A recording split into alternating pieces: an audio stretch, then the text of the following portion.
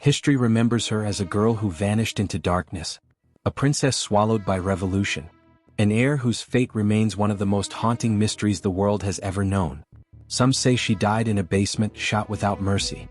Others claim she escaped into the night, carried away by loyalists who sacrificed everything to save her. And then there are the stories, the chilling rumors, of a girl with no past, whispering memories only a Romanov could know. For more than a century the world has searched for the truth, but the truth has never stopped bleeding.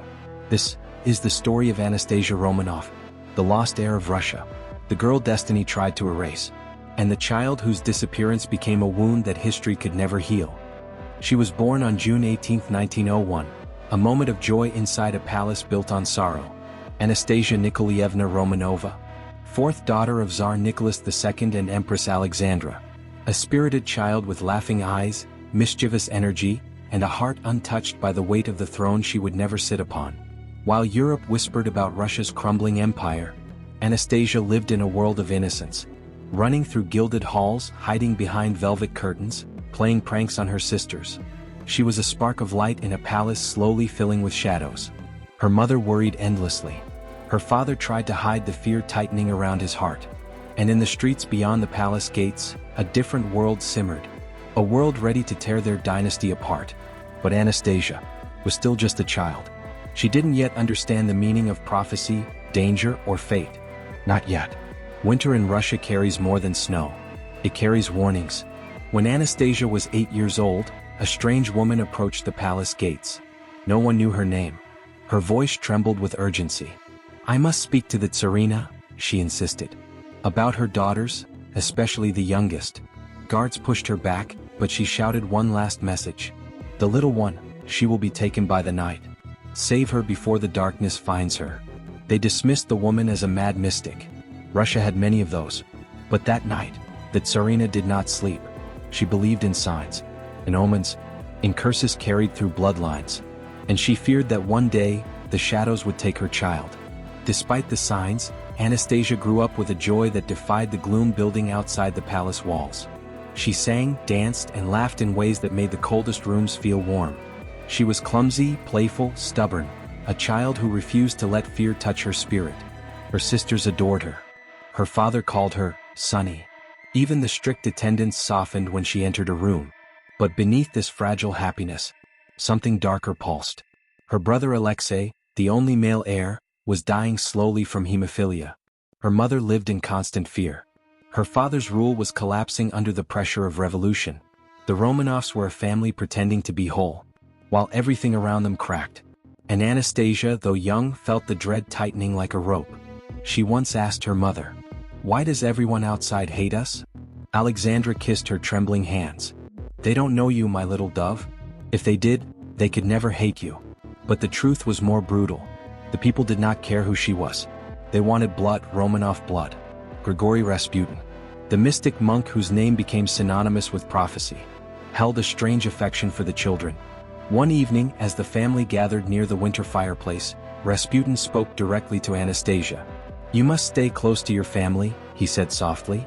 "The world beyond these walls is not meant for you. If you leave them even for a moment, you will be lost." The room fell silent. Rasputin's eyes darkened. "And if harm comes to me," his voice cracked, "your whole family will fall." Anastasia shivered. She felt something cold, like invisible hands brushing her shoulders. She didn't know it yet, but this warning would become the prophecy of her life. Revolution ignited the streets like wildfire. The empire her family ruled for centuries collapsed overnight. The Romanovs were prisoners now. Their palaces became cages. Their jewels were confiscated. Their loyalists executed. Their friends vanished. Nicholas, Alexandra, and all 5 children, including Anastasia, were moved under guard first to Tobolsk, then finally to the place that would become synonymous with death, the Ipatov house. Anastasia's world shrunk to a few cramped rooms, barred windows, and the constant sound of boots echoing in the hall. Her laughter stopped. Her songs went silent. Her innocent joy faded into fear. She wrote in her diary, "I feel the walls closing in every day. Mama cries at night. I don't know why the world hates us so much." Her childhood was over. July 16 to 17, 1918. The night history stopped breathing. The Romanovs were woken and told they were being moved to a safer place. A lie. They were led to a small basement room. Anastasia stood beside her sisters, clutching the jewels sewn secretly into their corsets. Her father tried to remain calm. Her mother whispered prayers. Her brother Alexei trembled with fever. Then the order was given. Gunshots thundered. Smoke filled the room. Screams echoed. But something unexpected happened. The bullets didn't kill Anastasia. The jewels hidden in her corset, diamonds, rubies, emeralds, formed a protective barrier. They deflected bullets. They saved her. For a moment. Confused executioners fired again. Again. But later reports claimed that a few of the daughters were still breathing, still moving, still alive. So the killers used bayonets. The room fell silent. Only blood remained. And a question that would haunt the world forever.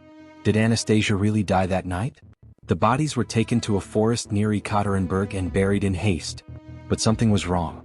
Witnesses disagreed on the number of bodies. Some said 2 were missing. Others claimed the youngest girl escaped in the chaos. One guard insisted Anastasia ran into the forest and was never found. The burial site remained hidden for decades. Rumors spread like wildfire. A girl with royal features was seen near the railway. A mysterious teenager was rescued by soldiers. A young woman who looked like a Romanov reached Romania. Anastasia is alive. No matter how many times officials denied it, the story refused to die. Because deep down, people wanted to believe that innocence somehow survived. Dozens of women across Europe claimed to be Anastasia. But one stood above them all. Anna Anderson. Found in Berlin after a suicide attempt, she spoke only Russian. She had scars matching injuries from the Romanov ordeal. She knew palace secrets no stranger would know. Former Romanov servants claimed she was the real Anastasia. Her story grew darker. She said she escaped through a secret door. She said a guard smuggled her out. She said she witnessed her family die. For decades, Europe believed her, hoped for her. Some adored her, but others believed she was a fraud. Anna Anderson died in 1984, her identity still unproven. The world was left with 2 possibilities. Either Anastasia died in the basement, or she lived in silence, haunted, forgotten, and alone. Both versions are tragic. Both fit the curse. Visitors to the abandoned Ipatov house described strange occurrences. Footsteps of a child. Soft laughter in empty halls. A girl's voice whispering, "Where is my family?" Some saw a fleeting figure. A young girl with sad eyes and royal features. In the snowy forests, locals reported seeing a girl in a white nightgown wandering between trees. Haunted, lost, searching. They called her the ghost of the last princess. A spirit trapped between worlds, between truth and memory, between life and legend. In the 1990s, excavation uncovered a hidden grave. Bones believed to belong to the Romanovs. But 2 bodies were missing. One of them, believed to be Anastasia. Years later, another grave was found. DNA tests finally confirmed the remains. The Romanov children were all dead. The mystery was solved, but the emotion was not. Because the truth didn't make it less heartbreaking. It only made it real. Anastasia didn't escape. She didn't survive the revolution. She died with her family.